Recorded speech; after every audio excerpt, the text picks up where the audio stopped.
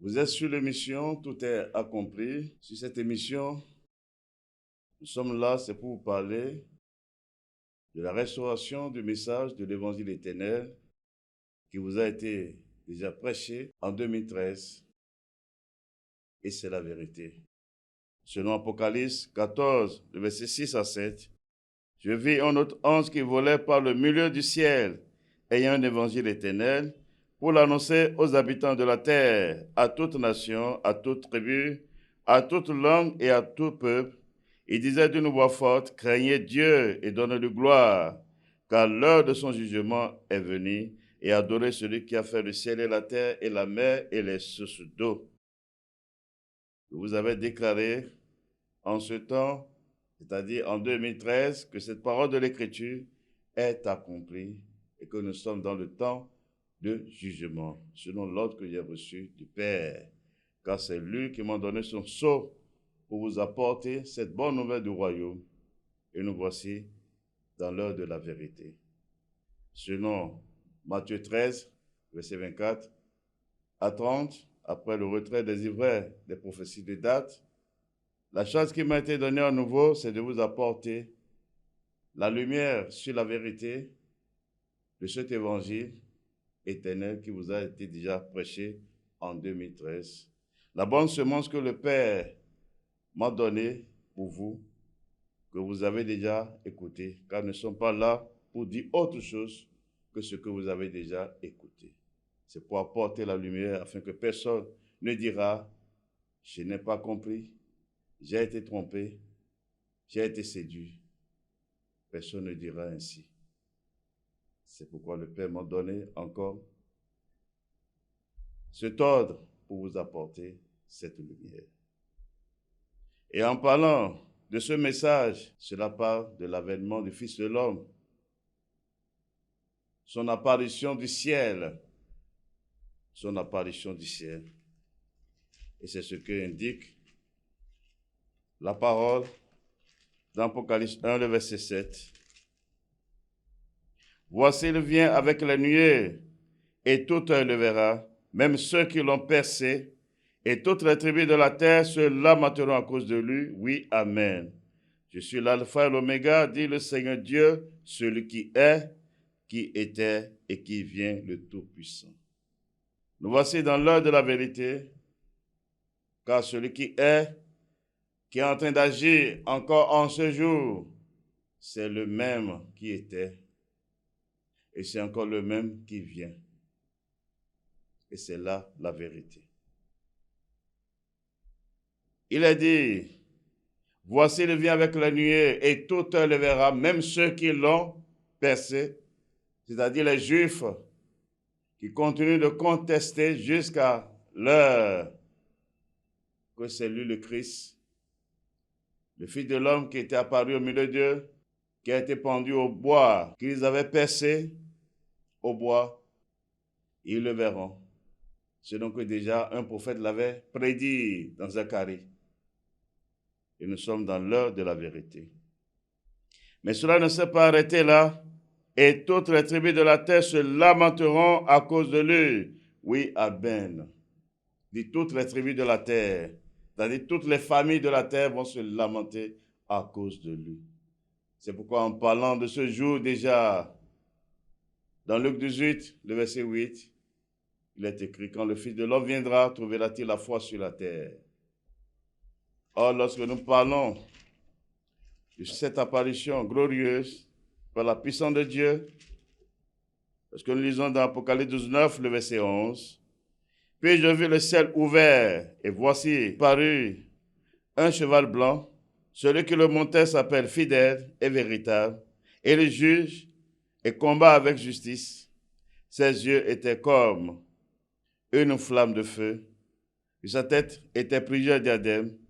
Il avait un nom écrit que personne ne connaît, si ce n'est lui-même, et il était revêtu d'un vêtement teint de sang. Son nom est la parole de Dieu. Des armées qui sont dans le ciel le suivaient sur des chevaux blancs, revêtus d'un fin lin blanc pur. Et le verset 15, de sa bouche sortait une épée, aiguë pour frapper les nations, Il les pètera avec une veste de fer, et il foulera la cuve du vin de la dente colère du Dieu Tout-Puissant. Car c'est un jour de colère, le jour que Dieu va déverser toute la plénitude de sa colère qu'il avait contenue depuis le commencement de cette création.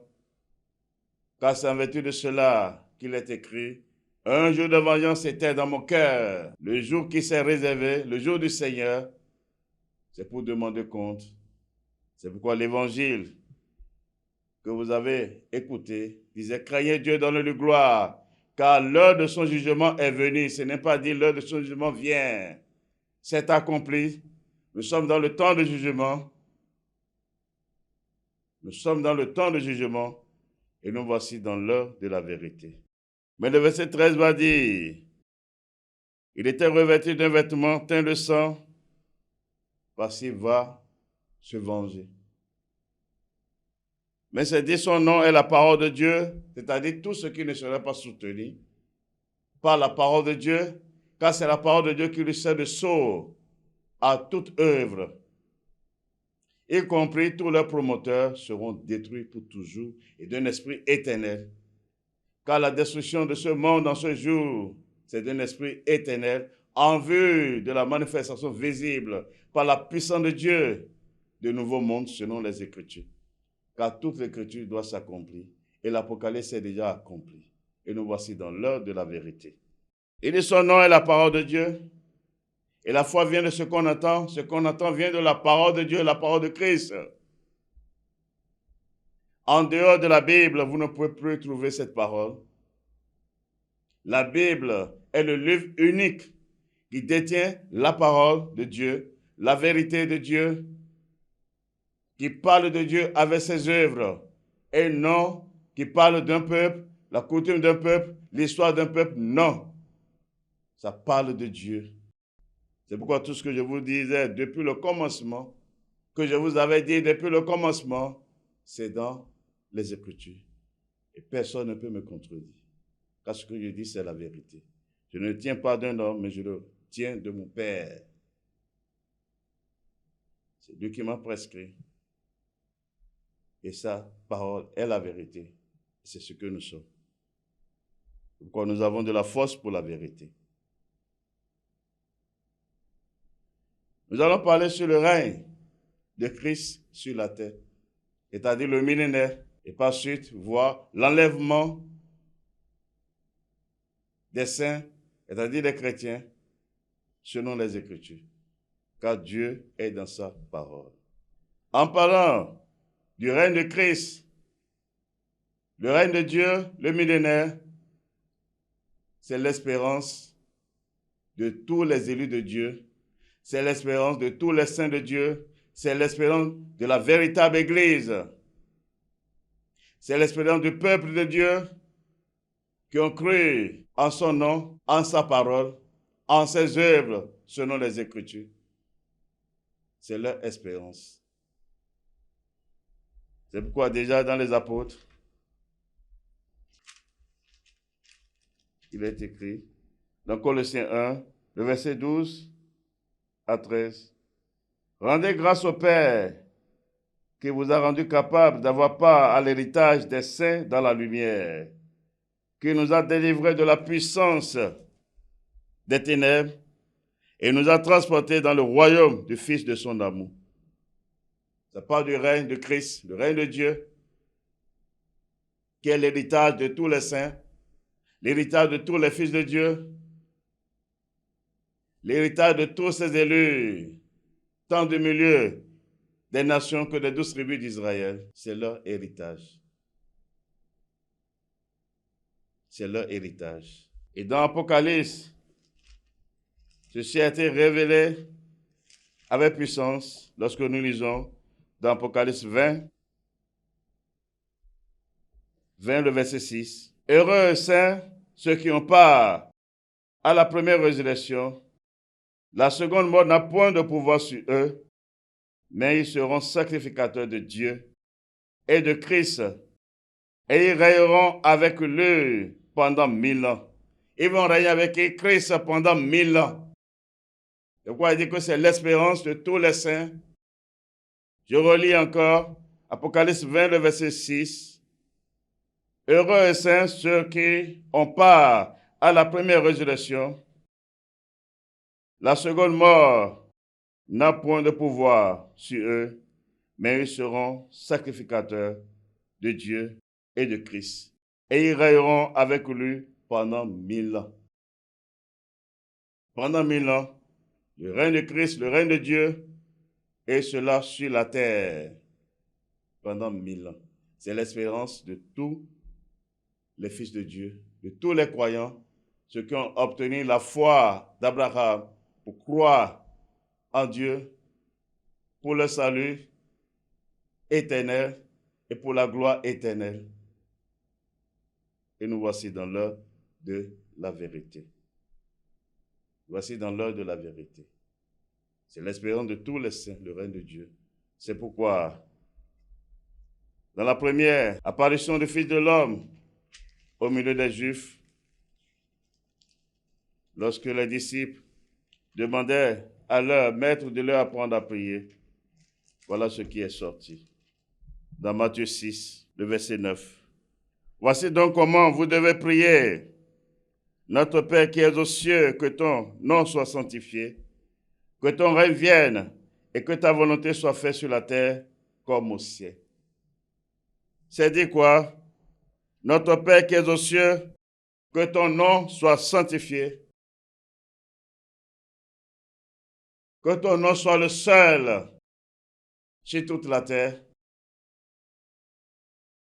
que ton règne vienne, et que ton règne vienne, que ta volonté soit faite sur la terre comme au ciel. C'est-à-dire que le règne de Dieu vienne sur la terre et les mêmes dispositions qui ont été prises au ciel avec les anges, la même chose sur la terre avec les fils des hommes. Où le trône de Dieu sera sur la terre et la terre ne sera plus son marchepied. Voilà le plan de Dieu. Je vous ai parlé ouvertement. Car nous sommes dans une phase cruciale, décisive et d'un esprit éternel. C'est pourquoi le Père m'a poussé encore pour vous parler selon la justice de cet évangile, qui est la vérité. Qui est la vérité. Donc, c'est l'espérance de tous les saints. Le règne de Christ, sur la part du règne de Christ, le règne de Dieu sur la terre, on vous a déjà donné l'intelligence. Sur la vérité, sur le Fils de l'homme, le Christ de Dieu vivant, le Fils de Dieu, c'est la même personne. Celui qui est Père, c'est lui qui s'est fait Fils encore, en tant qu'homme. Et nous voici dans l'heure de la vérité. Nous voici dans l'heure de la vérité. Or, lorsque nous lisons dans les Écritures, dans Romains 5, verset 14, cependant la mort a régné depuis Adam jusqu'à Moïse, même sur ceux qui n'avaient pas péché par une transgression semblable à celle d'Adam, lequel est la figure de celui qui devait venir. En parlant ici, ce que je veux ressortir pour venir ici, il est dit, Adam est la figure de celui qui devait venir. Il a dit le premier homme. Il est la figure, il est l'image. Il n'est pas le véritable. Mais il annonçait le véritable Adam, le véritable homme, le Fils de l'homme qui est dans le ciel, qui doit descendre sur la terre pour prendre possession de son règne. Car c'est à lui qu'appartient le règne. Le trône est à lui. Mais c'est dit quoi? Il est la figure de celui qui devait venir. Or, lorsque nous allons au commencement, pour voir ce qui a été fait avec cet homme, cela nous donnera la pensée de Dieu sur son œuvre. Lorsque nous lisons dans Genèse 1, le verset 1, Au commencement, Dieu créa les cieux et la terre. Dieu créa les cieux et la terre. Et nous voyons, après que Dieu ait créé les cieux et la terre avec leur armée, lorsque nous lisons dans Genèse 1 toujours, le verset 26, puis Dieu dit, faisons l'homme à notre image, selon notre ressemblance, et qu'il domine sur les poissons de la mer, sur les oiseaux du ciel, sur le bétail, sur toute la terre, et sur tous les reptiles qui rampent sur la terre. Dieu créa l'homme à son image, il le créa à l'image de Dieu, il créa l'homme et la femme. Dieu les bénit et Dieu leur dit, soyez féconds, multipliez, remplissez la terre, et la assujettissez, et dominez sur les poissons de la mer, sur les oiseaux du ciel et sur tout animal qui se meut sur la terre. Quand nous voyons ici la position que Dieu donnait en ce temps à l'homme, c'est la position de Christ. C'est la position du Fils de Dieu en tant que roi de toute la terre. C'est la position là. C'est pourquoi il lui donna la domination sur toute la création. C'est en cela qu'il est dit dans Romains, où nous venons de lire, qu'il est la figure de celui qui devait venir. Il annonçait le Christ, le roi de toutes les nations. Il n'est pas seulement roi des Juifs, non. Toutes les nations appartiennent à Dieu. Je vous ai déjà parlé en vérité sur le plan de Dieu dans lequel il était, afin de rendre accessible son salut, sa gloire à toutes les nations. Et nous voici dans l'heure de la vérité.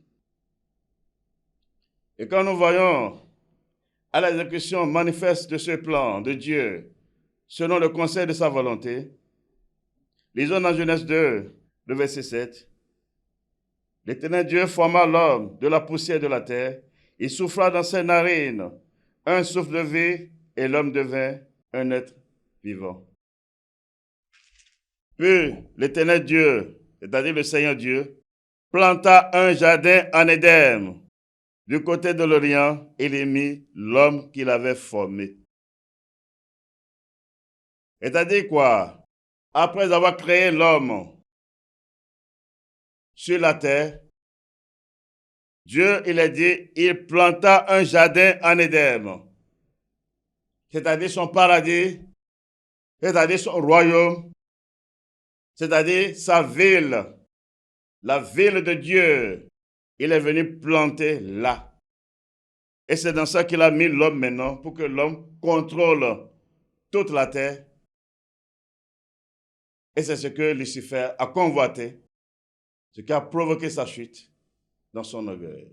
Comment est-ce que c'est possible que Dieu puisse donner toute cette gloire à un homme, lui étant au ciel, l'homme là, sur la terre? Au commencement, qu'est-ce que Dieu disait? Faisons l'homme à notre image, selon notre ressemblance. C'est un mystère qui est derrière cela. Et cela a été révélé dans les apôtres. Il annonçait le véritable qui doit venir, en sa personne, en tant que fils de l'homme, pour régner sur la terre, au même titre que dans le ciel avec les anges, aussi sur la terre avec les fils des hommes. C'est le plan de Dieu. Donc le jardin représente le paradis de Dieu, le royaume de Dieu, la ville de Dieu, c'est-à-dire Jérusalem de Dieu.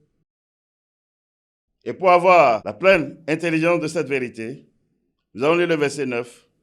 L'Éternel Dieu fait pousser du sol des arbres de toute espèce, agréables à voir et bons à manger, et l'arbre de la vie au milieu du jardin, et l'arbre de la connaissance du bien et du mal.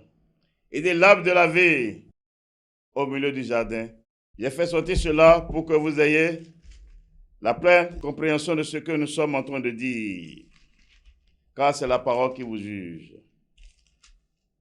Lorsque nous lisons dans Apocalypse 2, le verset 7, que celui qui a des oreilles entende ce que l'Esprit dit aux églises, à celui qui vaincra, je donnerai à manger de l'arbre de vie qui est dans le paradis de Dieu, c'est-à-dire le jardin de Dieu.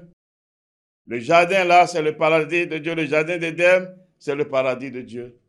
C'est la ville de Dieu, du grand roi, dont Dieu a mené ça sur la terre. Dieu, quand il a créé l'homme, il ne l'a pas enlevé pour l'amener au ciel. Non, c'est sur la terre. Parce que lui, il a un plan derrière. Il a un plan derrière.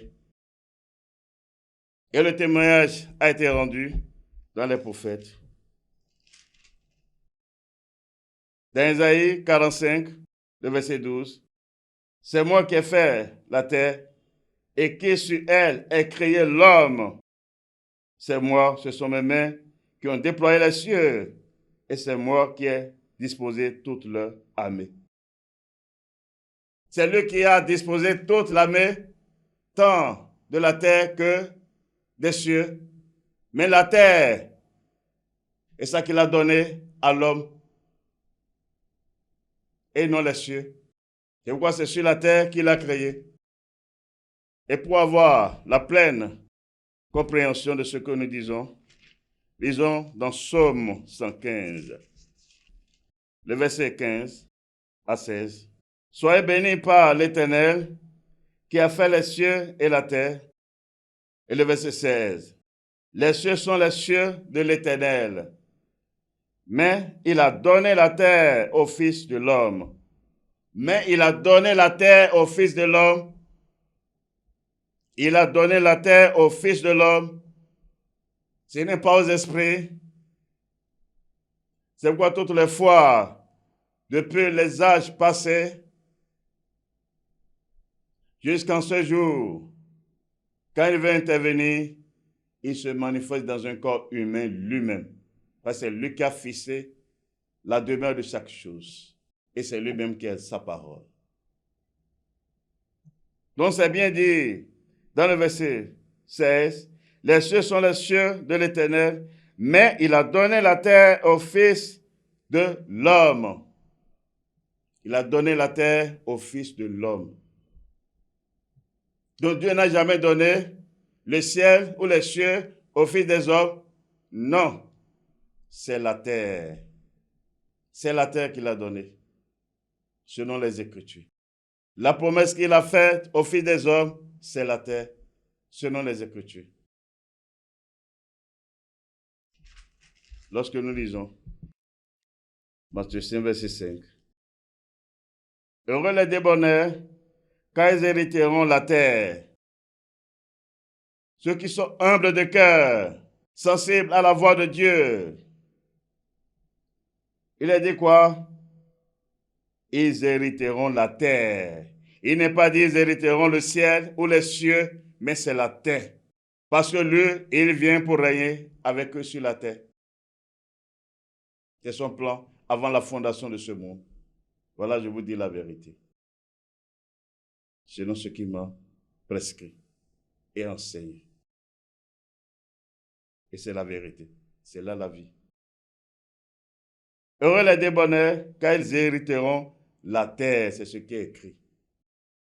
Et lorsque celui qui est à la porte du salut était apparu au milieu des Juifs, dans son ministère, le Fils de l'homme, les disciples avaient une préoccupation. Mais lisons dans Matthieu 19, le verset 27. Pierre, prenant alors la parole, lui dit, « Voici, nous avons tout quitté et nous t'avons suivi. Qu'en sera-t-il pour nous? » Jésus leur répondit, « Je vous le dis en vérité, quand le Fils de l'homme, au renouvellement de toutes choses, sera assis sur le trône de sa gloire, vous qui m'avez suivi, vous serez de même assis sur 12 trônes et vous jugerez les 12 tribus d'Israël. Et quiconque aura quitté à cause de mon nom ses frères, ou ses sœurs, ou son père, ou sa mère, ou sa femme, ou ses enfants, ou ses terres, ou ses maisons, recevra le centuple et héritera la vie éternelle.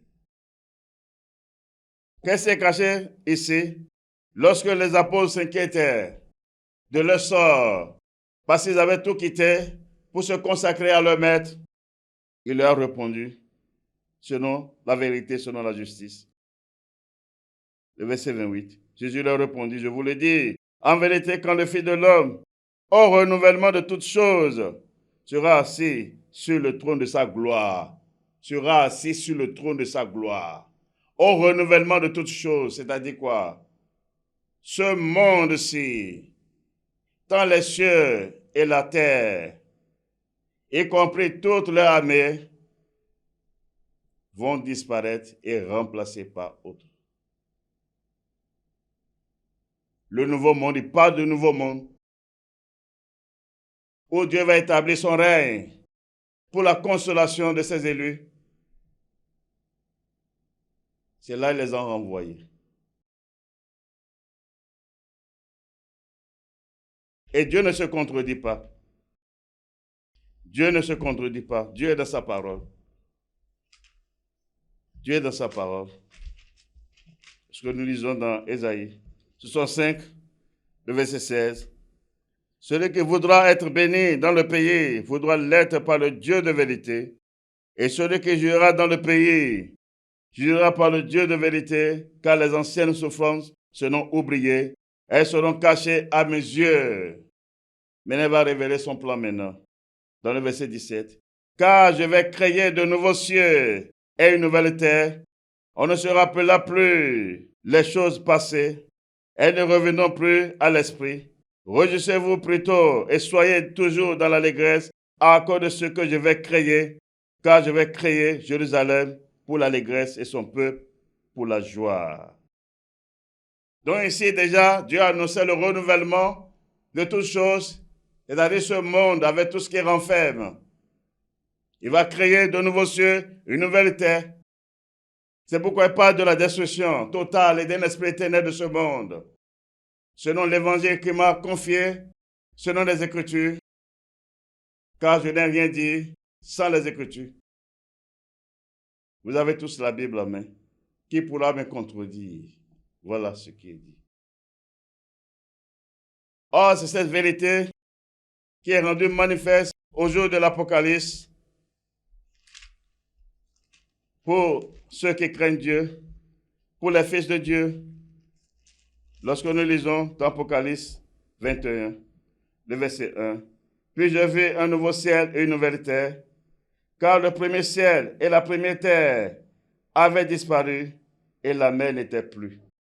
Et je vis descendre du ciel, d'auprès de Dieu, la ville sainte, la nouvelle Jérusalem, préparée comme une épouse qui s'est parée pour son époux. » Et le verset 3, « Et j'ai entendu du trône une forte voix qui disait, « Voici le tabernacle de Dieu avec les hommes. Il habitera avec eux et ils seront son peuple, et Dieu lui-même sera avec eux. » Et le verset 4, « Il essuiera toute l'âme de leurs yeux, et la mort ne sera plus.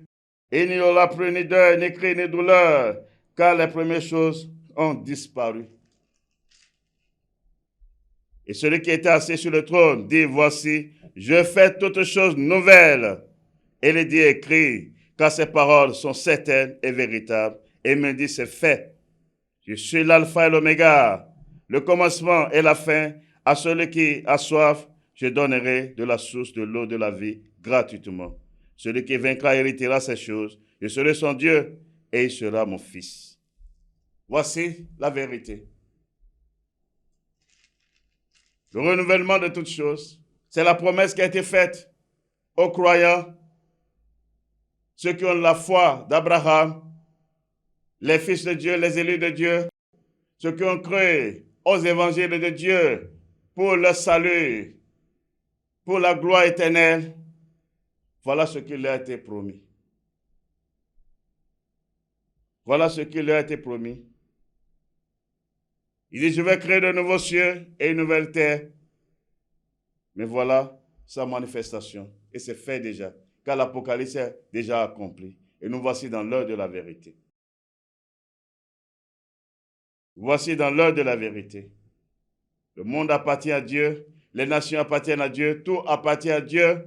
Voilà ce qu'il a décidé pour ceux qui le craignent. Et nous voici dans l'heure de la vérité. Et ceci parle toujours du règne de Christ, avec ceux que le Père a agréés, avec les rachetés de Dieu, tant du milieu des nations que des 12 tribus d'Israël avec lui, qui vont régner avec lui pendant 1000 ans. Selon Apocalypse 20, le verset 6. Je vous l'ai lu. 1000 ans du règne de Christ. C'est la promesse qui est faite. C'est la promesse qui est faite. Et selon la foi chrétienne, si je permets ainsi de vous parler de la sorte,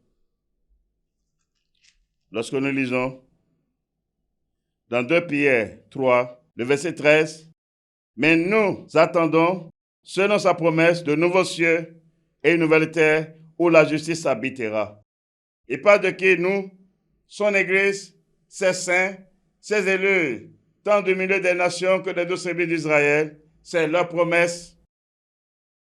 En parlant ainsi, il parle toujours du règne de Christ, où la justice habitera sur la terre. C'est une promesse qui est faite.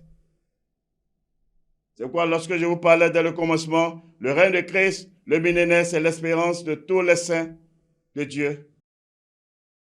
C'est l'espérance de tous les saints de Dieu. Celui qui, dès le commencement, avait reçu les promesses de Dieu, voilà ce qui a été révélé sur lui. Voilà ce qui a été révélé. Hébreux 11, le verset 8. C'est par la foi qu'Abraham, lors de sa vocation, obéit et partit pour un lieu qu'il devait recevoir en héritage, et qu'il est parti sans savoir où il allait. C'est par la foi qu'il vint s'établir dans la terre promise, comme une terre étrangère, habitant sous des tentes, ainsi qu'Isaac et Jacob, les co-héritiers de la même promesse. Et le verset 10. Car il attendait la cité qui a de solides fondements, celle dont Dieu est l'architecte et le constructeur, c'est-à-dire le nouveau monde. Quoiqu'il soit puissant, riche, en or, en argent, en troupeaux, il vivait sur des tentes parce qu'il a l'espérance sur le nouveau monde, parce que c'est lui qui avait reçu les promesses et c'est là sa vie. C'est l'espérance de tous les saints. En Abraham, cela a été vérifié et manifeste en lui, selon les Écritures. Selon les Écritures. Maintenant, jusque-là, nous pouvons encore dire que ce n'est pas encore clair. Nous pouvons dire que ce n'est pas encore clair. Qu'est-ce qui n'est pas clair? Parce que longtemps, on vous a mis dans la tête que vous irez régner au ciel. Longtemps. Or, selon les Écritures qu'on a parcourues jusque-là, il n'y a rien de cela. C'est du mensonge. Car c'est la parole de Dieu qui est la vérité. Il n'y a aucune parole de Dieu qui soutient cela. Mais que disent les Écritures en vérité? Lorsque nous lisons dans Apocalypse 5, le verset 9 à 10, et il chantait un cantique nouveau en disant, tu es digne de prendre le livre et d'en ouvrir les sceaux, car tu as été immolé et tu as racheté pour Dieu par ton sang des hommes de toute tribu et de toute langue et de tout peuple et de toute nation. Tu as fait d'eux un royaume et des sacrificateurs pour notre Dieu, et ils règneront sur la terre. Voilà ce qui est écrit dans vos Bibles. Croyez Dieu, donnez-lui gloire. C'est la parole qui vous juge. Nous sommes dans le temps de jugement. Vous que vous réclamez de Christ, vous dites nous irons au ciel. Quel esprit vous anime? Vous avez vu ça où? C'est un mensonge. C'est les œuvres de l'Antéchrist que Babylone a prôné sur vous, dont elle vous a rendu ivre. C'est pourquoi on parle, vous êtes insensibles, mais nous voici dans l'heure de la vérité, parce que vous avez tous la Bible en main, c'est écrit. Vous chantez, vous sautez, nous irons au ciel. Vous avez trouvé ça où? Vous avez trouvé ça où? C'est bien écrit. Apocalypse 5, le verset 10. Tu as fait d'eux un royaume et des sacrificateurs pour Dieu, ceux qu'il a rachetés au prix de son sang. Son église qu'il a bâtie au prix de son sang. Les filles des hommes qu'il a rachetés, tant du milieu des 12 tribus d'Israël et des nations.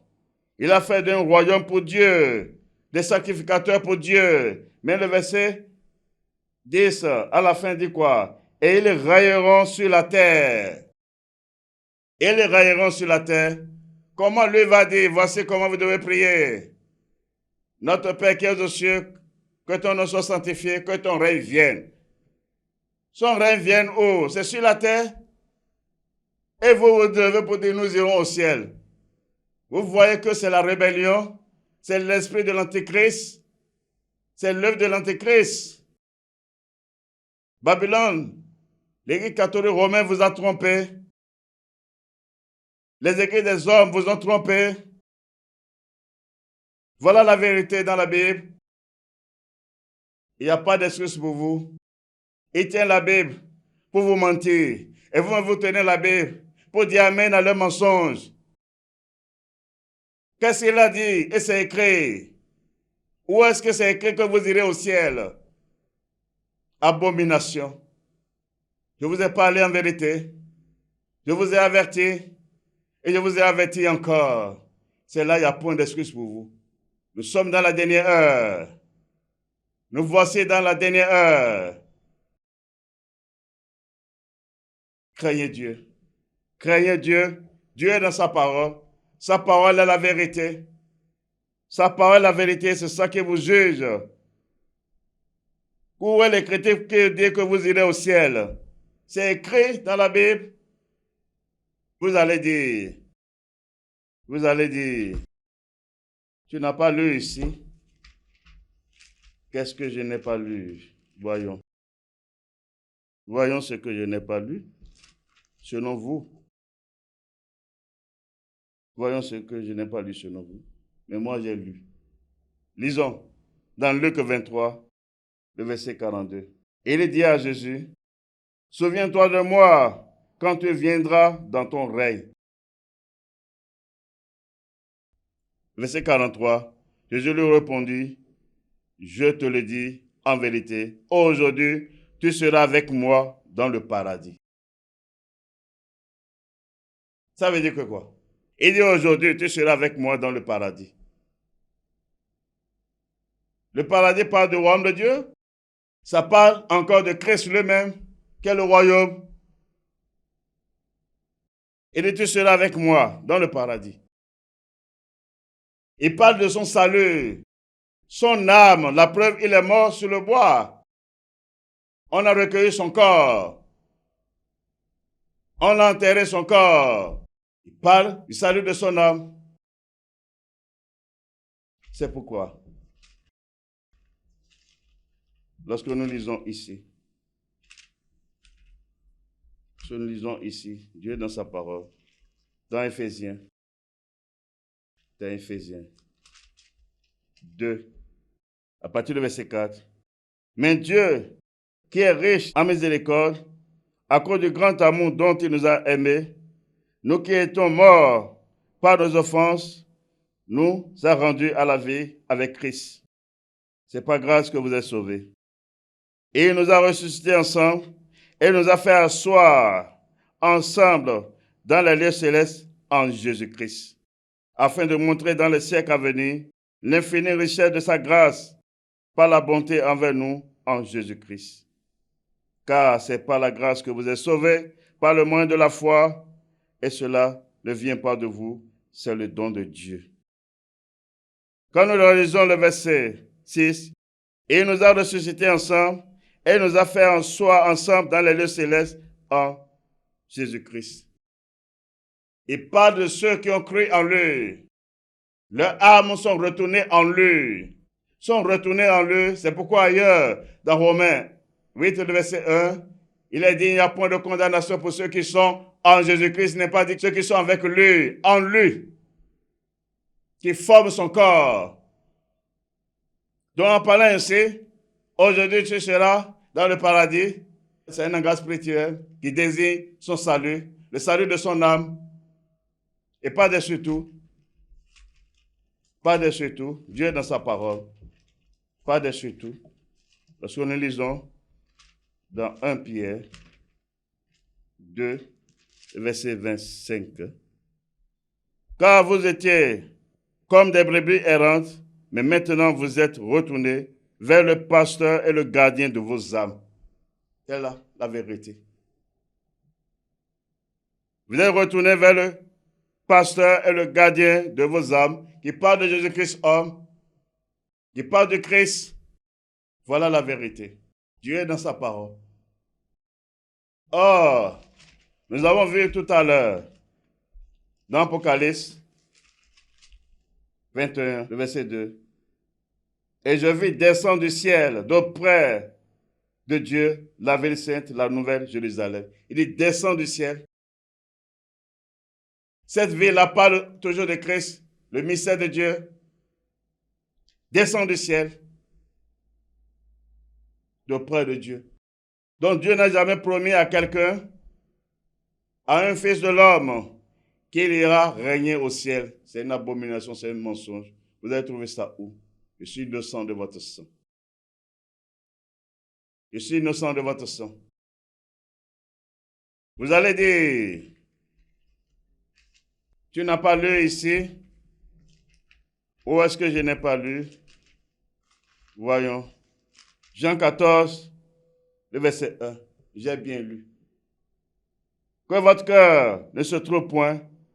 Croyez en Dieu et croyez en moi. Il y a plusieurs demeures dans la maison de mon Père. Si cela n'était pas, je vous l'aurais dit.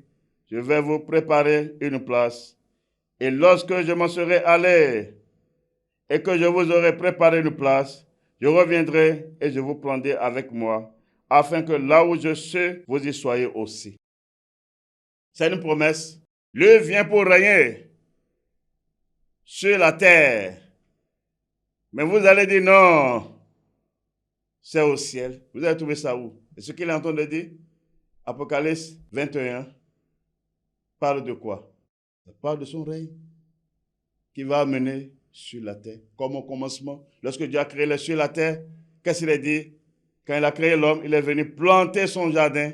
Il a amené son royaume sur la terre. Et c'est ce que le premier homme, Adam, annonçait. Le second homme, le véritable Adam, qui doit descendre du ciel. Et nous voici dans l'heure de la vérité. Nous voici dans l'heure de la vérité. Nous voici dans l'heure de la vérité. Mais en parlant de ce jour, qui est le jour de la destruction totale de ce monde avec tout ce qui renferme, en parlant de ce jour, la parole est sortie pour dire quoi? Dans Matthieu 24, le verset 37, ce qui arriva du temps de Noé arrivera de même à l'avènement du Fils de l'homme. Il dit ce qui arriva au temps de Noé arrivera de même à l'avènement du Fils de l'homme, c'est-à-dire son apparition du ciel. Même chose. Or, lorsque nous allons vers Noé, qu'est-ce que nous allons découvrir? Dieu est dans sa parole. Sa parole est la vérité. C'est ce que nous sommes. C'est pourquoi nous aimons la vérité. Pourquoi nous aimons la vérité. Nous lisons dans Genèse 8, le verset 15. Alors Dieu parla à Noé en disant, sors de l'arche, toi et ta femme, tes fils et les femmes de tes fils avec toi. Fais sortir avec toi tous les animaux de toute chair qui sont avec toi, tant les oiseaux que le bétail et tous les reptiles qui rampent sur la terre, qu'ils se rampent sur la terre, qu'ils soient féconds et multipliés sur la terre. Après le déluge, c'est l'ordre que Noé a reçu, de faire sortir tout ce qui est avec lui dans l'arche, qui est une figure de Christ. Car tout ce qui était dans l'arche, il n'y avait point de condamnation pour eux. C'est pourquoi les Écritures ont rendu témoignage. Tous ceux qui sont en Christ, en Jésus-Christ, il n'y a point de condamnation pour eux. Toute l'Écriture rend témoignage à une seule personne. L'arche, là, parle de Christ lui-même. le mystère de Dieu. Voilà encore une autre vérité pour vous. Donc ici, Dieu, après le déluge, lui a ordonné de sortir. Dieu ne l'a pas enlevé pour dire, ah, il a trouvé grâce à mes yeux. Il faut qu'il aille au ciel, rester au ciel avec lui. Non. Pour régner au ciel, non. Dieu l'a ramené sur la terre. Dieu l'a ramené sur la terre. Et quand nous lisons Genèse 9, le verset 1, Dieu bénit Noé et ses fils et leur dit, soyez féconds, multipliez et remplissez la terre. Dieu les a ramenés sur la terre. Dieu ne les a pas enlevés pour les envoyer au ciel. Pour dire c'est la fin, non. Pourquoi il a créé la terre alors? La terre va servir à quoi? C'est pour l'homme qu'il l'a fait, dès le commencement. Rien ne peut annuler la parole de Dieu. Et son règne, il a prôné sur la terre. Et nous voici dans l'heure de la vérité. Or, pour ce jour, selon les Écritures, où les cieux et la terre sont réservés pour la destruction totale. Que disent les Écritures? Que disent les Écritures? Ils ont dans 1 Thessaloniciens 4, verset 15. Voici en effet ce que nous vous déclarons d'après la parole du Seigneur. Nous les vivants, restez pour l'avènement du Seigneur. Nous ne dévancerons pas ceux qui sont morts. Et il parle de quoi? L'apparition du Fils de l'homme du ciel, son avènement du ciel.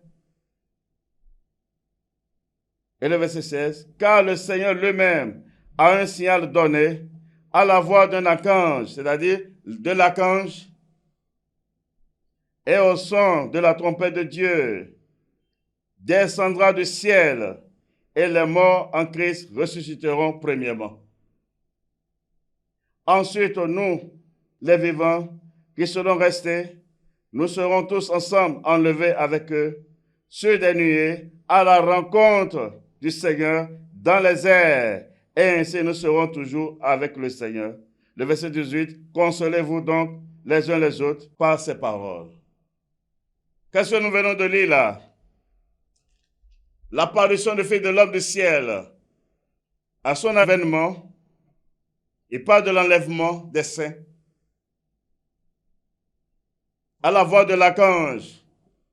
Car celui qui est, c'est celui qui était, celui qui vient encore. L'archange, c'est lui-même encore. L'homme que Josué a vu dans Josué 5, car c'est lui-même qui sonnera encore les trompettes sur la terre.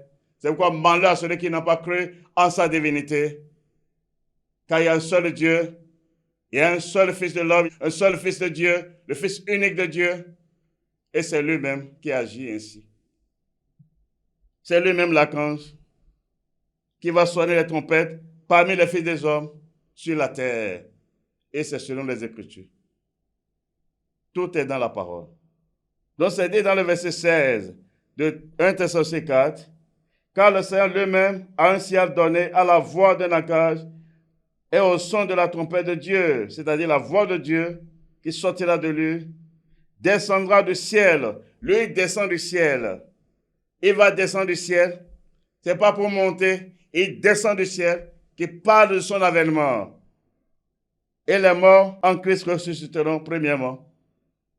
Ensuite, nous les vivants, qui serons restés, nous serons ensemble, tous ensemble, enlevés avec eux sur des nuées, à la rencontre du Seigneur dans les airs.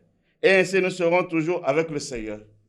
Il n'est pas dit à la rencontre du Seigneur au ciel, dans les airs. Les airs ne sont pas le ciel. Non, lui descend du ciel et les saints seront enlevés pour aller à sa rencontre.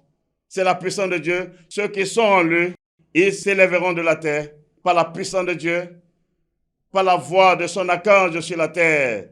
C'est lui-même encore. Ils s'élèveront pour aller à sa rencontre lorsque lui est en train de descendre. Ce n'est pas pour les amener au ciel. Non, dans les airs. Parce que lui vient encore sur la terre. Il vient encore sur la terre. Il va ravager tout, comme au jour de Noé. C'était une figure où l'âge était au-dessus de tous les désastres qui sont sur la face de la terre. C'est la même chose. Après ça, tout a été calme. On a ramené l'âge sur la terre. On a ramené les fils des hommes sur la terre. C'est la même chose. L'enlèvement pour nous enlever au ciel, c'est un mensonge. Vous avez trouvé ça où? On dit dans les airs. Lui descend du ciel pour régner sur la terre. Pour les Écritures ont parlé clairement avec puissance de Dieu. Car Dieu est dans sa parole. Les Écritures ont parlé puissamment avec la puissance de Dieu. La puissance de Dieu.